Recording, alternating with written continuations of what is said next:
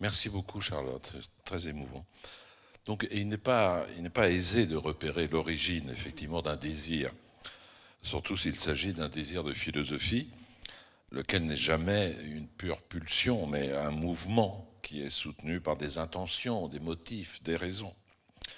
On sait cependant qu'un désir peut être enclenché par presque rien. Une image fugitive, un fantasme, une impression, un sourire, une odeur, un mot même.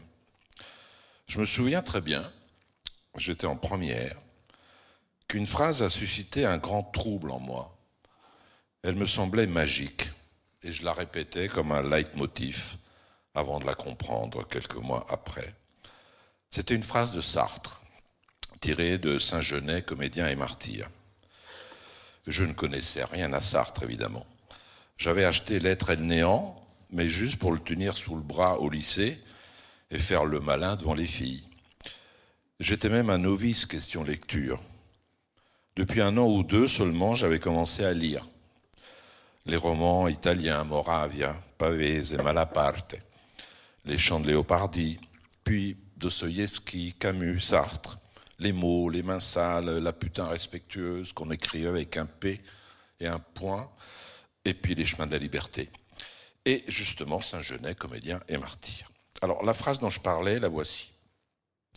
L'important n'est pas ce qu'on a fait de nous, mais ce qu'on fait, nous, de ce qu'on a fait de nous.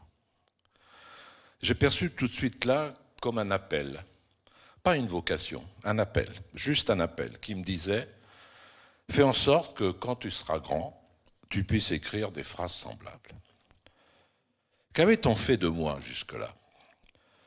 L'absence de travail, les conditions économiques difficiles avaient contraint mes parents à émigrer en France. J'étais le premier de toute la famille élargie à entreprendre des études, dont on espérait qu'elles fussent courtes, qu'elles me mèneraient rapidement à exercer un métier et gagner un salaire à ajouter à celui de mon père. Moi, je voulais être chimiste, mais me demandais si ainsi j'aurais pu écrire des phrases comme celle de Sartre. Devant le proviseur du lycée, me conseillant des études techniques ou scientifiques, mon père, qui parlait assez mal le français, a eu ce mot, mon deuxième viatique. Mon fils, moi, je voudrais que tu comprennes le monde. Du coup, le bac en poche, je me suis inscrit en philosophie. Mais à la Sorbonne, on parlait et on faisait plus de politique qu'on assistait à des cours de philosophie. C'était mai 68, et à l'ordre du jour, il y avait la Révolution.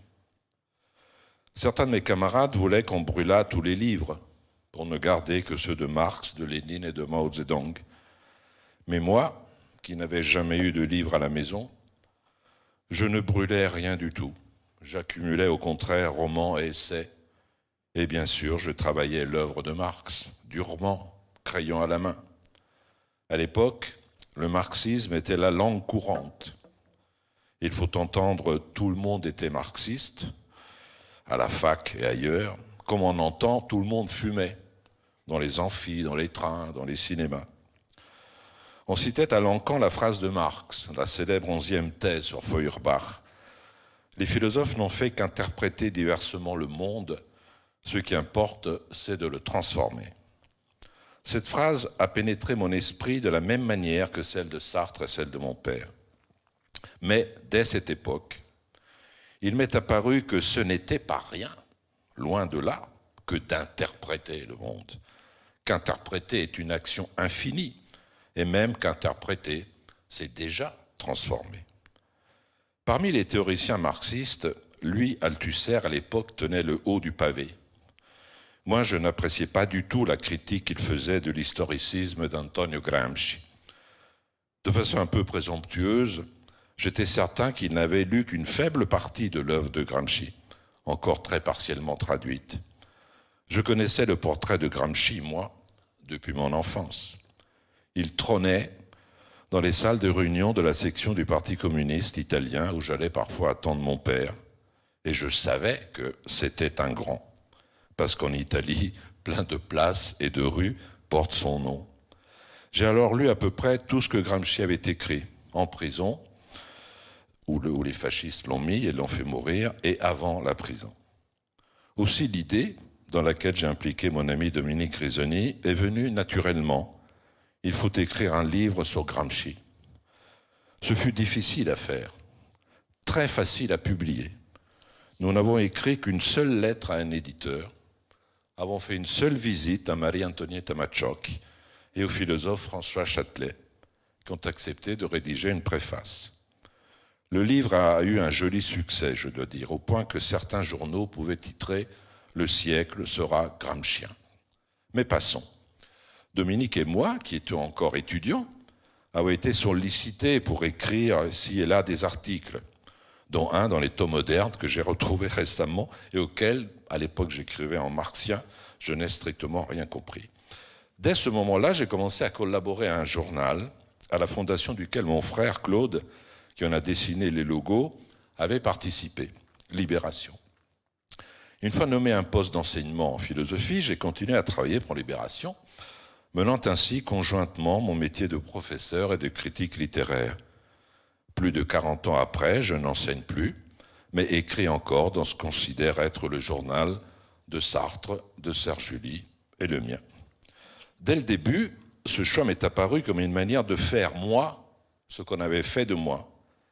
Mais je n'ai jamais été rétif à l'idée qu'on puisse me faire, que je puisse être formé et transformé par les rencontres que j'ai eu la chance de faire, celles de centaines et de centaines d'élèves, chaque fois nouveau, chaque fois troublant, exigeant, dérangeant, m'obligeant à devenir autre pour que dans l'espace ainsi ouvert, ils puissent, eux, se développer et s'enrichir, suivre des appels similaires à ceux que j'avais entendus ou cru entendre. Celle de milliers de livres qui m'apprenaient 1000 langues nouvelles. Celle de penseurs que mon métier de journaliste me permettait d'approcher, y compris Sartre, que j'ai vu au siège de Libération et que j'ai interviewé, et dont certains m'ont fait le cadeau de leur amitié. François Châtelet, Gilles Deleuze et Félix Guattari, Jacques Derrida, Michel Foucault, Pierre Bourdieu, Jean-Pierre Vernant, Élisabeth de Fontenay et bien d'autres. La rencontre avec Vladimir Jankélévitch a été décisive.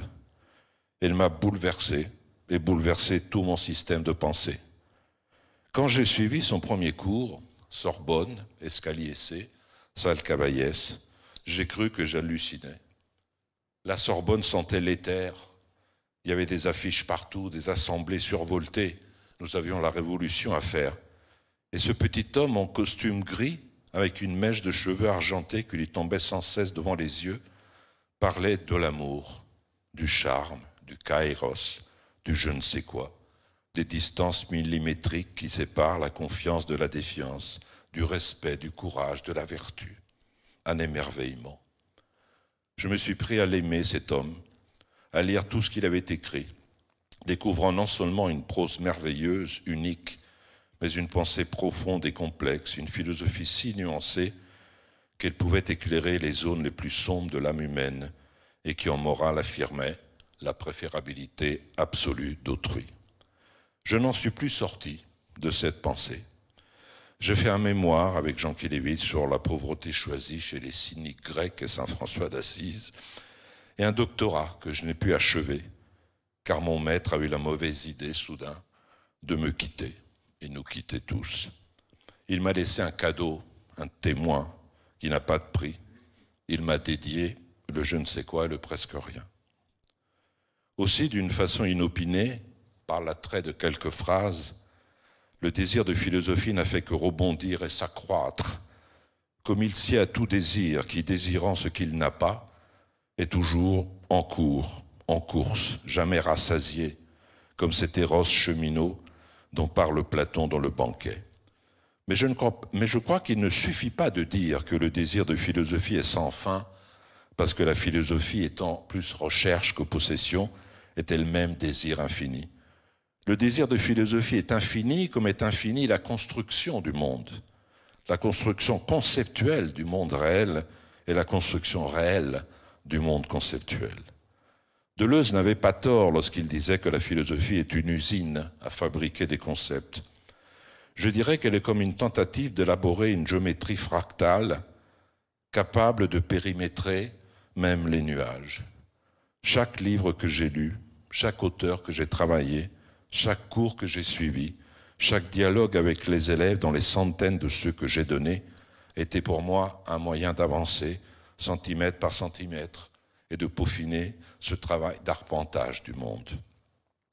Que l'on songe à ce que le psychologue Jean Piaget et d'autres nous ont appris sur la manière dont l'enfant vient au monde et doit faire que le monde vienne à lui, en construisant chaque objet dont il est composé et empli. Travail titanesque et quasiment imperceptible, comme sont titanesques et invisibles les millions de connexions neuronales qui se constituent dès lors, par lequel le bébé, associant sensation et perception vagues, une tonalité vocale, un chatouillis, une odeur, un contraste de luminosité, un contact épidermique, une différence de chaleur, de teneur, de rugosité, de mollesse, construit chaque objet selon une structure dissipative, évanescente, qui peu à peu se stabilise et devient imprimis visage de la mer, objet transitionnel, girafe Sophie, tétine, cube coloré, etc., etc. Cela peut paraître bizarre, mais pour moi, le désir de philosophie demeure constamment vif parce que la philosophie, ses textes canoniques, ses auteurs, ses théories, ses concepts font un peu le même travail que l'enfant. Elle construit le monde pan par pan, objet par objet, non pas en les faisant advenir, venir à l'être, je ne suis pas idéaliste à ce point, mais venir au sens, venir à la signification. Ainsi, de même que le bébé construit le visage de sa mère, ses propres mains, son doudou, la girafe qui fait coin-coin et puis tout le monde, de même, le désir de philosophie pousse-t-il à construire l'histoire, le temps, la vérité, le bien, l'état, la raison, le langage, autrui, la responsabilité, le travail, la technique, etc., etc.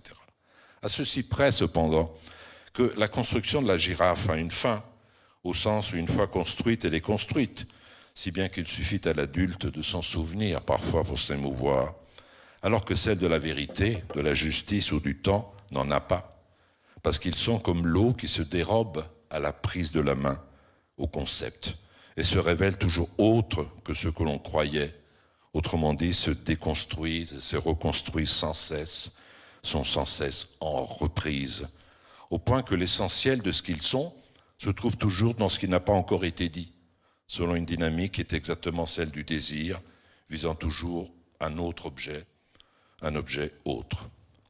Ce propos, s'il n'est pas totalement faux, me semble encore plus d'actualité aujourd'hui, où le monde devient une sorte d'immonde, semble fuir de toutes parts aux raies conceptuels construits pour en rendre raison, et où la société se liquéfie au point de perdre tout élément solide qui en faisait justement une société, une union dynamique entre associés, une association vouée contradictoirement à l'édification du bien pour tous. Cela pourrait-il désespérer le désir de philosophie? Je crois au contraire qu'il ne peut que l'exciter. Prenons deux problèmes, presque au hasard. L'une qui met en cause le devenir même de l'humain, l'autre le statut de l'individu citoyen. Est-ce que, confronté à des événements particulièrement frappants parce que visibles, réchauffement climatique, incendies gigantesques, typhons inhabituels, côtes mangées par la montée des niveaux de la mer, disparition d'espèces animales ou végétales, pandémie inconnue, les démocraties libérales seront capables de modifier leurs fondements politiques, économiques, éthiques, pour enfin donner force à une éthique du moins, intégrant décroissance, dépotentialisation, sobriété, juste mesure. Est-ce que démocratie et néolibéralisme, conjuguant liberté d'entreprendre, concurrence, inégalité, consommation sans limite, profit gigantesque pour quelques-uns et misère pour la grande masse, sont vraiment compatibles avec les nécessités de l'écologie et sont-ils sur le point d'échouer définitivement à construire des sociétés vivables dans le présent et le futur?